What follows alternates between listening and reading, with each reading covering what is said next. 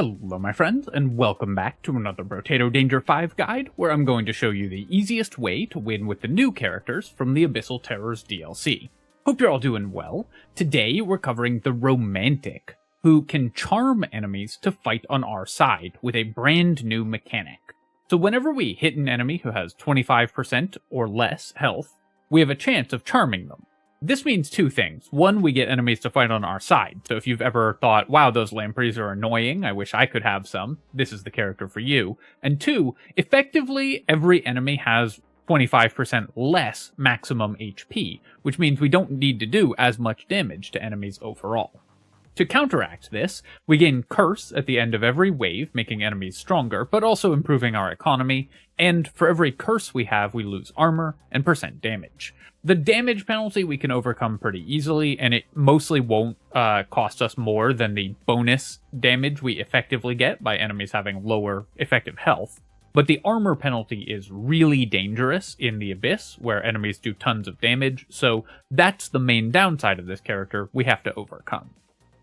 I think there's basically two main weapons you can choose for the Romantic, either the slingshot or the submachine gun, because we want to attack as often as possible to trigger the percent chance of charming an enemy as frequently as we can. I've found that the easiest way is to play the submachine gun just to charm the maximum number of enemies, so that's what we're going to do, and we're going to jump in to the run right now. I think this character is super cool. It's nice that there's just a totally new mechanic that only one character gets to use. And of course, the weapon that you unlock will use this mechanic as well. But this is just a really fun and interesting class to play. Here, I'm just going to take one ranged damage. We could also reroll for harvesting, which I do want early, but ranged damage is so important to submachine guns that I think it's worth grabbing that when we see it right away. And then we'll take the SMG.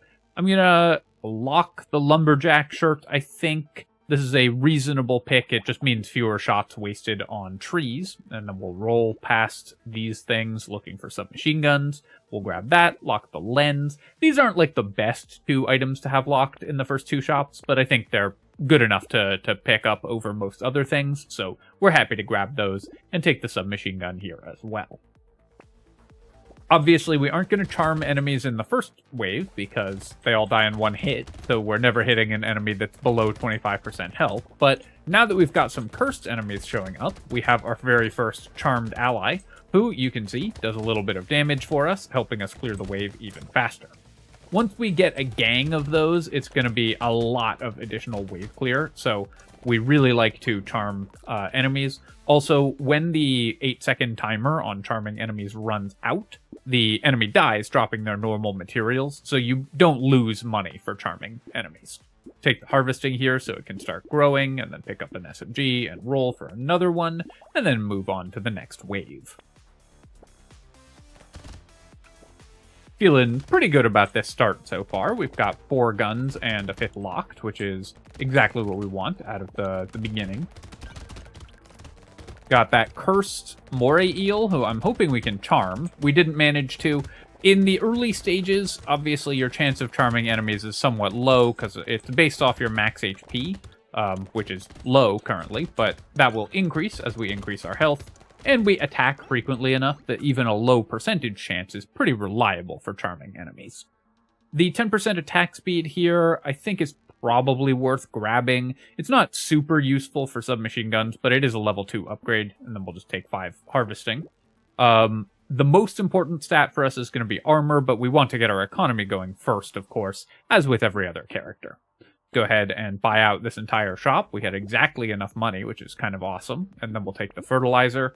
When we get celery tea really early like this, I'm going to take it. I am not a huge fan of this item in general, but when you pick it up really, really early, obviously it's a lot of XP gain, so it's worth picking up.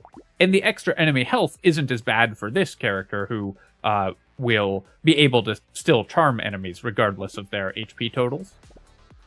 Obviously, also a cursed fertilizer is a tremendous gift to find early. And that's why I say that this character gaining curse over waves is both good and bad. Yes, you take penalties the more curse you have, but also curse is just really good. If you find a good cursed weapon or cursed item, then it can win the run on its own. So you have some percent chances of just having that happen and winning very easily.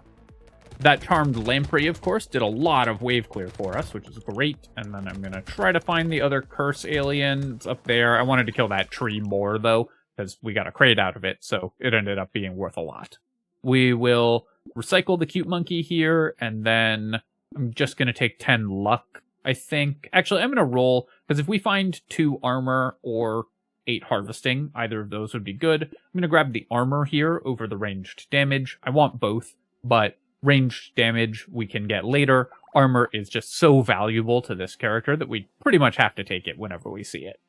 Take the fertilizer and the celery tea. Take small fish as well. Again, we care about getting enemies to the 25% HP threshold, so this will help us do that. And then we'll roll, lock a scope. Normally, I'm not a huge fan of scope as an item because losing the attack speed is bad, but on submachine gun, you attack so quickly already that you don't care that much about losing attack speed, and gaining damage helps a ton. Then I'm going to roll one more time in the hopes of finding another SMG so we can get to R6, and we will lock it, and the feather as well. Alright, looking pretty good so far. What I have found with this character is that it's kind of tempting to play it as though, to really... I feel like there's a lot of traps with this character. Like, you try to avoid curse too much in order to avoid the penalties. You try to lean too heavily into some aspects of the character. And mostly you just want to play it like a normal character. I do need to convert that enemy. The celery tea, obviously, is making things a little bit hard in this wave, so we're not going to make that much money this wave.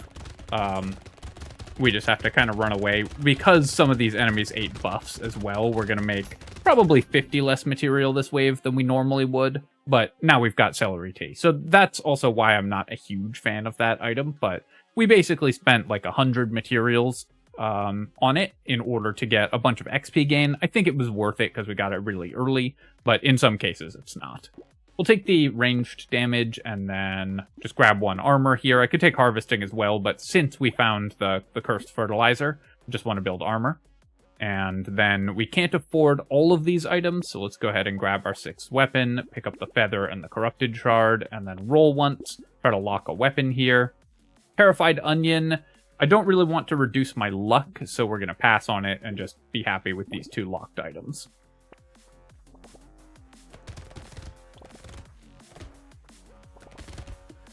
So, as you can see, we are a little behind where we would be on items because we bought celery tea, so we didn't make any money last wave, or made much less money than we normally would last wave.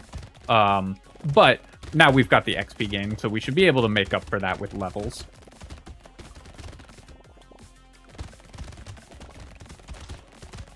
Need to be a little careful. We don't have any lifesteal yet, which, of course, we're a submachine gun build, so we want to heal with lifesteal. Since we attack so fast, lifesteal is a percentage chance based on attacking to gain 1 health. It doesn't matter how much damage you do, you gain 1 health per lifesteal percent that goes off. So submachine guns and other really fast attacking weapons are best with lifesteal in this game. Take the percent damage here. You can see our percent damage is negative because we do lose damage as we gain curse. But of course, we are fixing that now.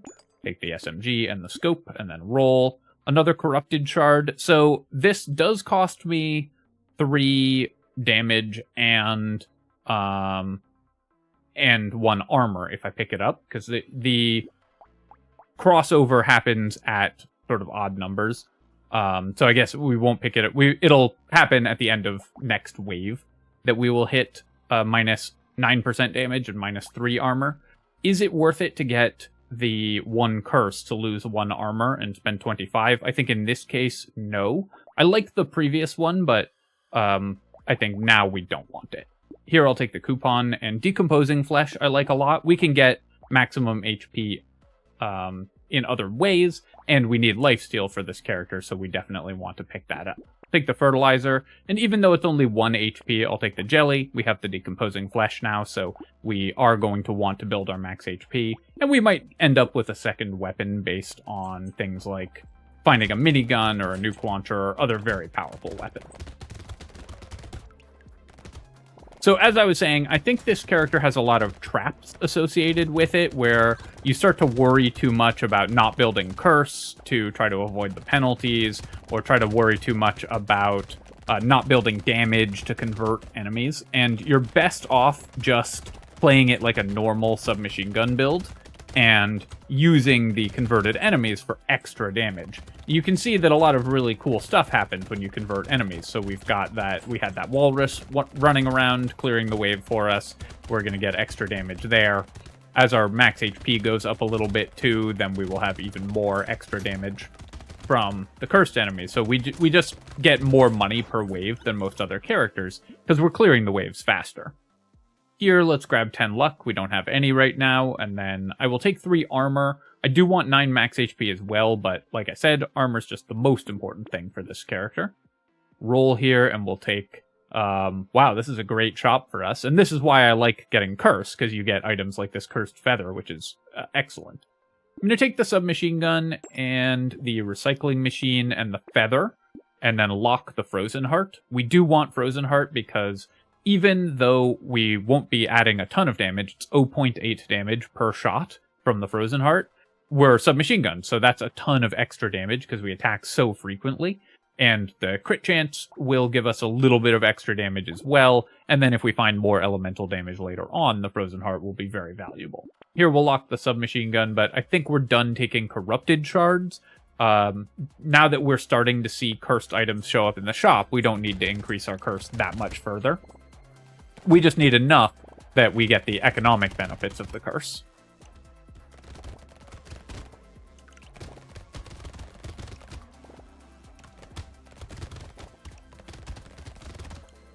Next step is to increase our maximum health, so we're looking for items that do that.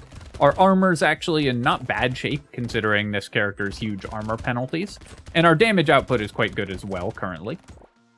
Gonna get better as well as we continue to buy things like the Frozen Heart.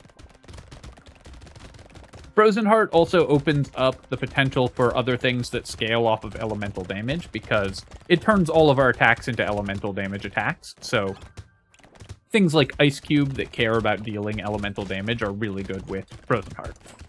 I am at the point where I die in 2 hits, so I do need to be a little bit careful of that, but we did find an Acid, which is massive for us, and we'll take the ranged damage here. A Cursed Scar, excellent, and the Frozen Heart, I think we want more than the submachine gun. No, I'm just going to buy the SMG and then roll, because I think we can buy another good item here if I do it that way. And then let's take the tree and the missile to increase our percent damage, and then lock the ritual as well to give us more lifesteal. So we've got a lot of good items locked. We've boosted our weapons as well. This enemy is really fun, because if we convert the Hatcher like that, not only do we get a super powerful ally that just runs around dealing damage to anything it happens to run into, it also spawns these cursed eggs, or the charmed eggs, and the charmed eggs spawn charmed slashers, which themselves do tons of damage.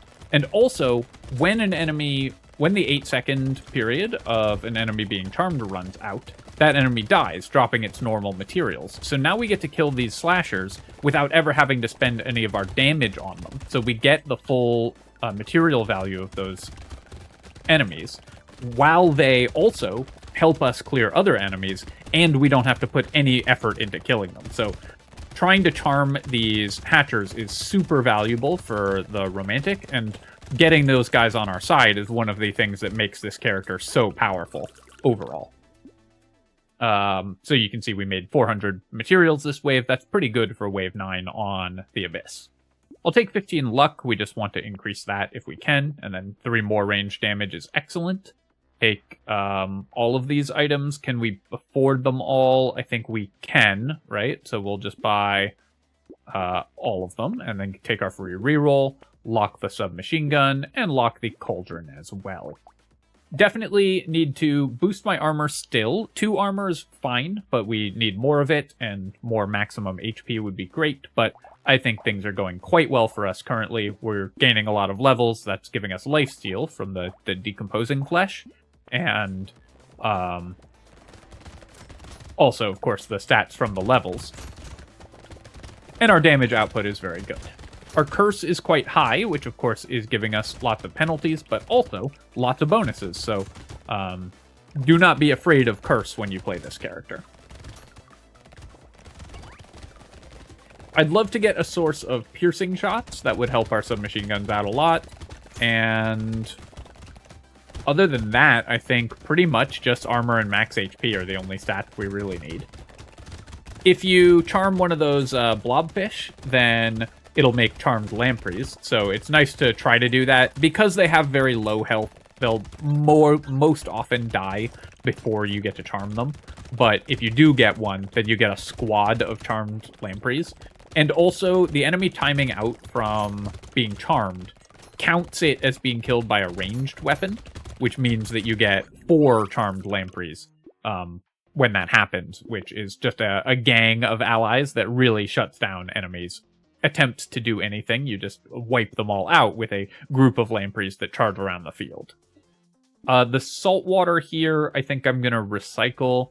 3% attack speed is not bad, and the bonus movement speed isn't bad either, but I think 62 materials is better. We have a recycling machine, so I'm incentivized to recycle stuff. Here, I could take 2 armor, I could take 3 ranged damage. I think 2 armor is enough for now, so I'm going to err on the side of taking the higher level upgrade, and then we'll take some movement speed because we have none, and I do want to boost that a little bit. Although we lose a ranged damage, I've been taking ranged damage very aggressively, which lets us take the Schmoop for more max HP. Then we'll buy all of these, upgrade our submachine gun, and then here's a bunch of armor, which is awesome. I'm going to lock both of these items and take the Poisonous Tonic. This will help us clear the wave faster, so we want that item first, but all of these are great. Goblet, also excellent. It will trigger less often for this character than other characters, because I think we won't get the chance. If an enemy times out, I don't think it counts as us killing it for effects like this. So maybe it's actually not that good for the romantic. This is an item I think is very strong for most characters, but on reflection, I think we actually don't want it on this character, because we won't get the benefit that often. So many enemies are just going to be charmed instead of actually dying that we won't trigger it that frequently. So we'll pass on that. This character does make you think differently about what items are good and what are bad, of course. Which is something that I think they've done very well in the DLC, is just making different characters have different item evaluations. Just use different metrics for determining which items are good or not. It's pretty cool. And I think often a lot of the complaints I've seen about the DLC are about things like that. I think people who have fallen into really comfortable play patterns where they just make the same decision the same way every time are finding the DLC quite hard, because you do have to think about the game differently when the enemies are different, the characters are different, and many of the characters are more complicated designs that require different evaluation metrics. Treasure map, of course, excellent. Always happy to grab that, and we'll just take max HP because we need more. I could start building dodge. I could also roll for armor or max health, but let's start building some dodge. Here we go. We got a cursed submachine gun, which obviously is incredible for us. Any cursed weapons will help us clear enemies super fast, and you can see the cursed submachine gun is just better than the level 3 submachine gun, so cursed weapons are just amazing. And it also scales better with ranged damage, so it's going to get even better as we buy more ranged damage. Whistle, great. We also have a treasure map to synergize with it, and then we'll roll here. I could take Baby Elephant to help clear this horde wave a little faster. Splashing damage around the map is pretty useful because it gets enemies below the threshold a little sooner, so I think we will take this. It's not tremendous right now, but I think it'll be good eventually. And then here, I think the thing that will help us the most is the upgraded submachine gun, though we do want both the insanity and the bait for the next wave, but we do need to have the damage to clear the horde wave. I'm gonna roll one more time just to see if we can lock something really good, and in fact I will lock all of these items. The spicy sauce isn't the most efficient way to buy HP, but when you have decomposing flesh, which is a very good item because it's given us basically all the healing we'll ever need by itself. But when you have it, you do want to more heavily prioritize buying maximum health. Just gonna drink some water.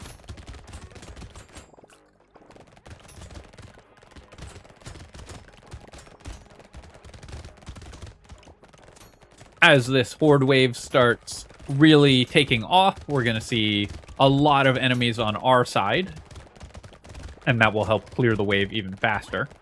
One thing that you can run into issues with this character is that charmed allies do count against the maximum number of enemies that can be on the field. Keep an eye on this guy, by the way. We're going to get four charmed lampreys out of it, and that will just annihilate the wave for us, because they're going to roam around in a pack, just killing everything. Charmed enemies do count as against the maximum number of enemies that can be on the field. So without increased enemy spawns, you can run into a situation where you just aren't spawning enough enemies to make money if you're charming too many things. I don't think that that's something that you need to worry about that much, but it is an issue that the character can run into. I'll take the pickup range when we're dropping this many materials on the ground. I think it's worth it, and the harvesting is still good. And I'm going to start building some crit chance. Submachine guns only crit at 1.5 times their damage, so it's less efficient for SMGs than other weapons, but still worth buying. It just increases our overall damage output.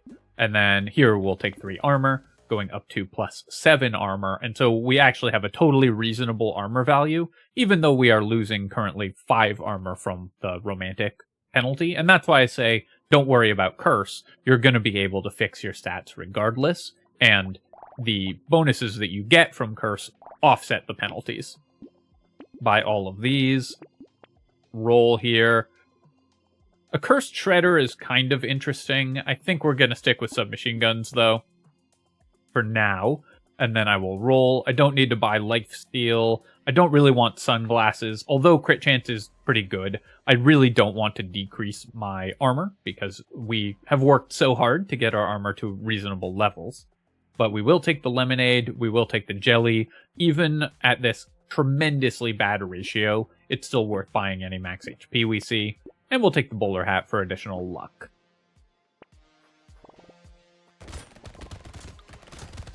We did kill that enemy with that blobfish without charming it, so I do need to be a little careful with the lampreys, because when they're not charmed, they are quite dangerous.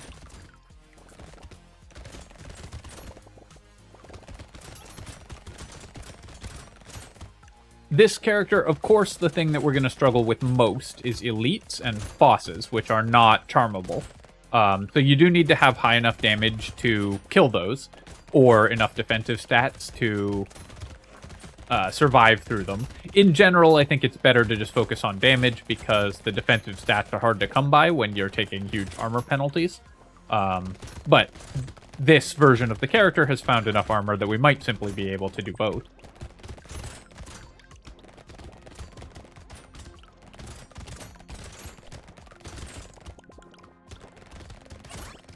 Continuing to raise our curse and just maintain our economy.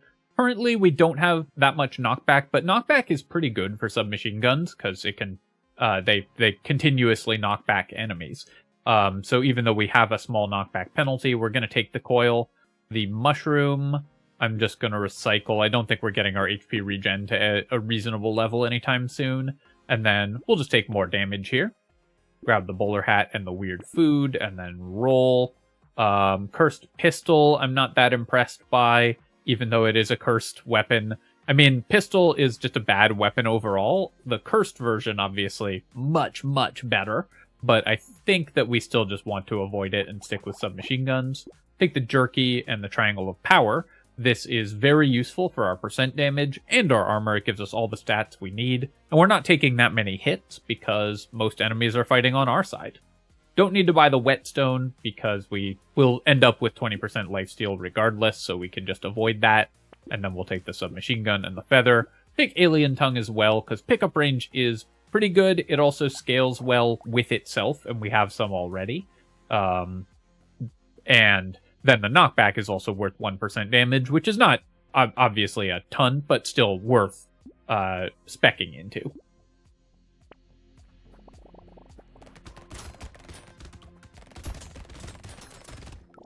that walrus just charged at me and then just vanished, because we have actually built our damage high enough that we're killing enemies pretty rapidly, which is good. You don't have to charm every enemy. You want to be able to, because it helps you with wave clear, but you also want to have the damage to just kill stuff. So we're striking a balance there.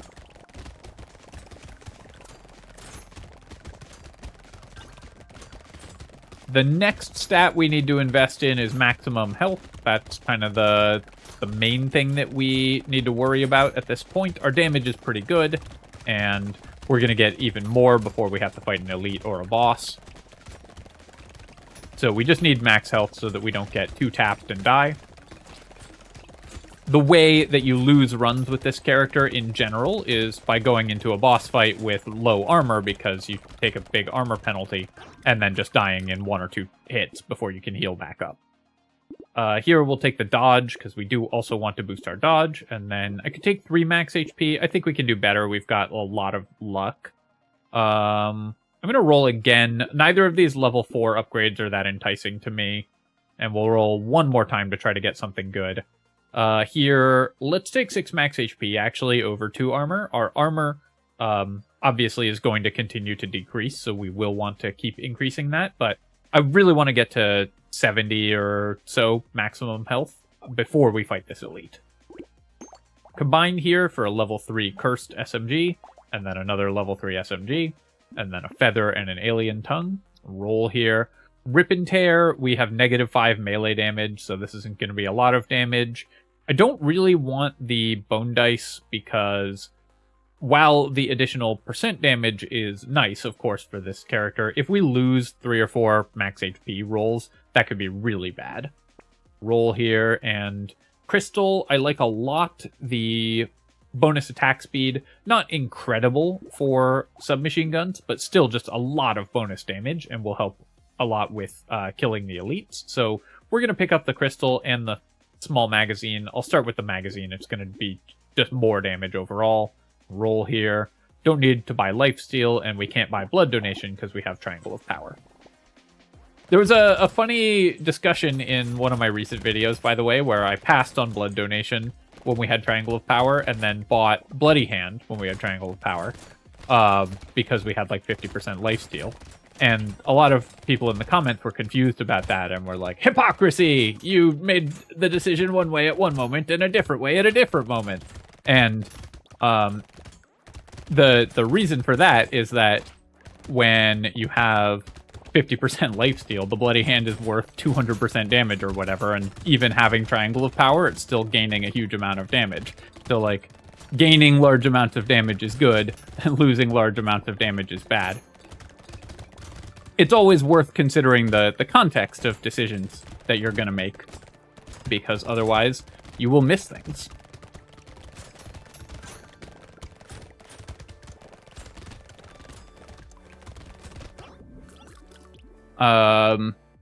Fishhook, we are pretty happy to take. I think we will get a couple chances at getting a good cursed item here. Then I'm going to reroll. I do like increasing my luck, but we really want HP or armor is the thing that we care about most, so we're just going to roll for that, and we'll take 2 armor. Giant Belt, we actually have a decent amount of crit chance, and this can help us clear bosses even faster, so we're very happy to see that, and we'll take the crystal and roll. Law Tree, that's 5% crit for -1 max HP, and then we also get a curse. Go ahead and buy the submachine gun. I think now that we have Giant Belt, I do want to increase my crit chance, so I'm actually going to buy both of these items.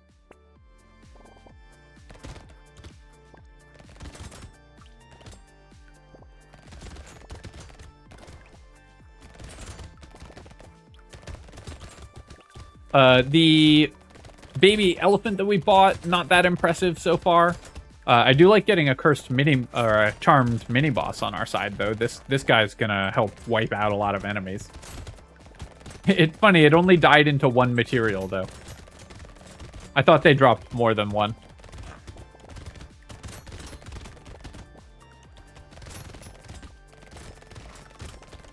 Unless that was just something else dying near it, and it dropped none.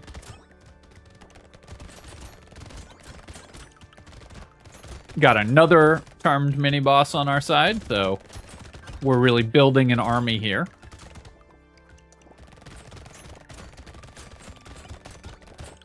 Killing a lot of curse aliens, which is, of course, decreasing our stats, but as you can see, even though we are taking penalties, we've been able to mostly offset those. Our percent damage could be higher, our armor could be higher, but both are in totally reasonable shape at this point in the game. Here I'll take 12% damage, and that offsets, again, a lot of the penalties that we were facing. Nice, we managed to curse a second item, because we locked an item with our fishhook, so we cursed the insanity. And then, can I afford to buy all of these? I believe so we will. Roll again, lock this SMG and see if we can curse it, lock this fishhook. And I'm going to roll once here, because I'd love to just lock more stuff, in case we can get our fishhook to curse more things for us. Increases to enemy damage from things like Starfish and Peacock and stuff like that are actually good for this character, because the increased enemy damage will transfer over to the charmed enemies, so you can just do more damage to enemies. Increases to enemy health, on the other hand, are not useful for us, and just make it harder for us to charm things, as we saw with the Celery Tea, although this has worked out well because we're getting a lot of levels from our increased XP gain. Basically, Celery Tea is an item I think you should only buy if you see it very, very early, because it needs a long time to pay for itself.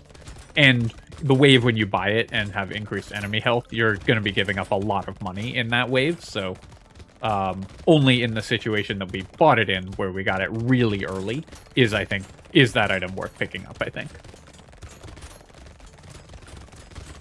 Exception being endless mode, where it'll just keep giving you more XP gain.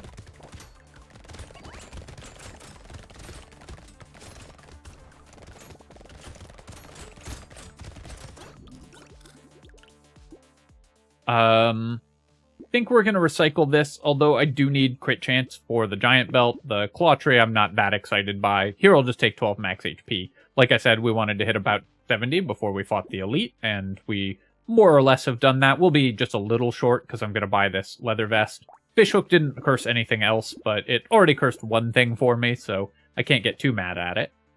I will take the starfish. This is risky going into a boss fight, but the increased enemy damage is also good for us. The money will probably not pay for itself super effectively. I don't think we'll get our money back from the starfish here, but the increased enemy damage will help us kill the elite even faster. Then I will buy fishhook and the submachine gun. Let's go ahead and get a level 4 cursed SMG and roll. Lock this tree and see if we can get that cursed, and roll again. And then, yeah, I'll lock this to see if we can curse it. Lock this to see if we can curse it. 8% attack speed, -1 armor, +2 curse. I think we still don't want the Gummy Berserker. We don't care about the range, and any loss to our armor at this point is just not good, so we want to avoid that.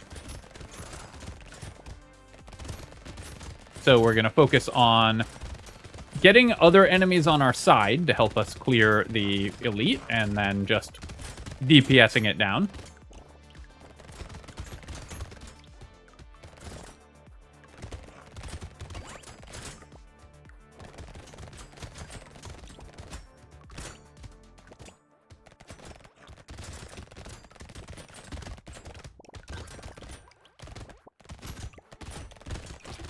I wouldn't fault you, by the way, for passing on the starfish. I think that was a very marginal purchase. I wanted to, emphasize the synergy with increased enemy damage that this character has, but it's also quite dangerous. So you could also just choose not to take it, and it certainly would not be an incorrect decision, I think.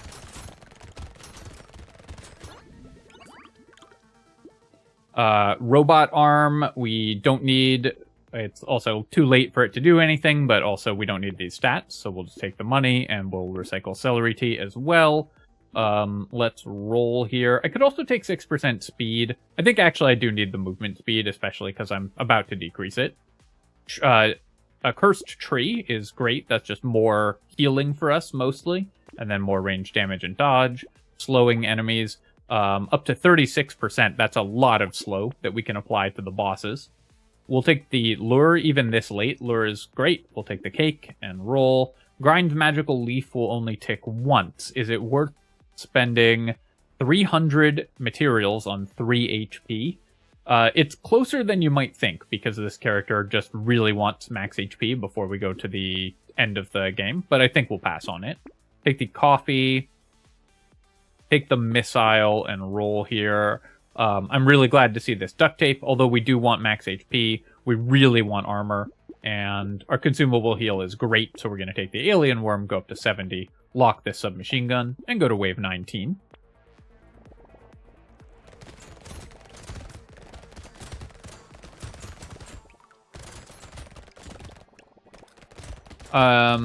A question I get sometimes is, why do you always run up and to the left at the start of the wave? And the answer is, I just do.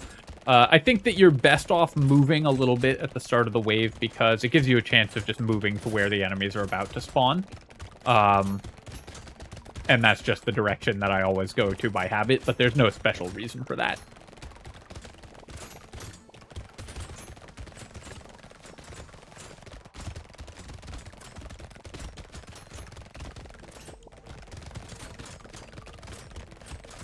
You can see here we're charming everything, which is awesome.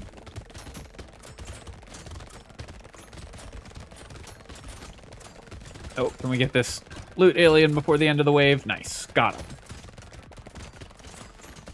I think another one just sort of died off screen to my charmed guys.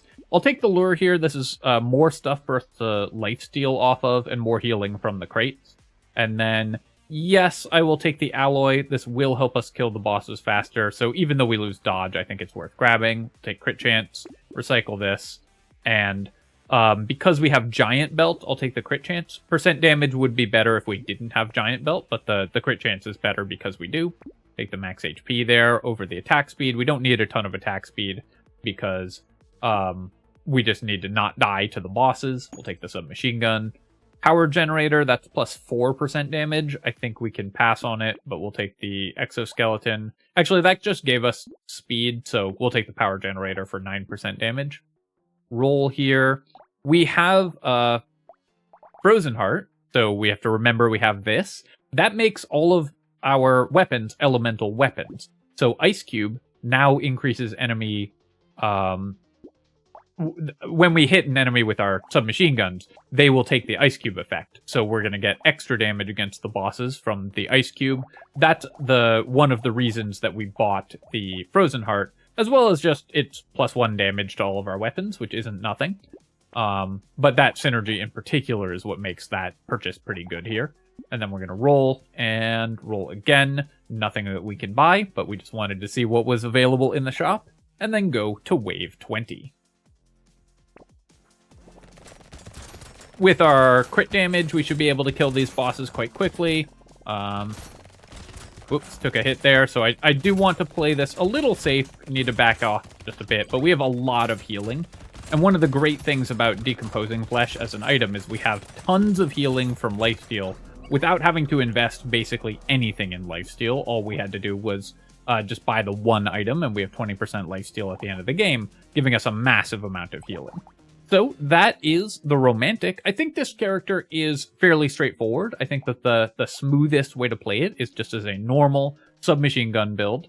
The main concern when playing the Romantic is fixing your armor. You don't want to avoid taking Curse. You're totally happy taking Curse because look at how powerful the cursed items that we got were. The Cursed Fertilizer, the Cursed Scar, then later on some of the other cursed items like the Ugly Tooth were amazing, and of course our cursed weapon dealt a ton of damage. But you just have to mitigate the downsides of taking curse by making sure to prioritize taking armor and percent damage a little higher than normal, and otherwise this character just plays out like a fairly normal character. You just need to build damage, dodge, armor, and healing, and you will do very well. Alright, my friends, I hope that you have found this guide to the Romantic useful. Let's take a look at our economy items as well. We got the coupon, which worked out. Obviously, the Cursed Fertilizer was amazing. The recycling machine was great value for us. The Celery Tea was great as well. We ended up with a ton of XP gain, 102% XP gain, and finished at level 28. So we got a lot of stats out of this because we found it very early.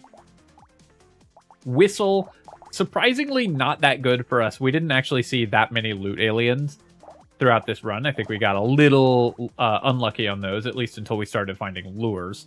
But overall, this ended up just being a very smooth run where we built damage with our submachine guns and killed all the enemies as a result. So good luck to you in your runs as well. Of course, if you've enjoyed the video, then feel free to leave a comment and hit like. Helps me out a ton with the algorithm, so I appreciate you taking the time to do that. So the best way to help out a content creator if you like their stuff is just interact, because YouTube cares a lot about that. And of course, you can subscribe to my channel for more of this and other strategy game analysis. Cheers, my friends. I'll catch you next time.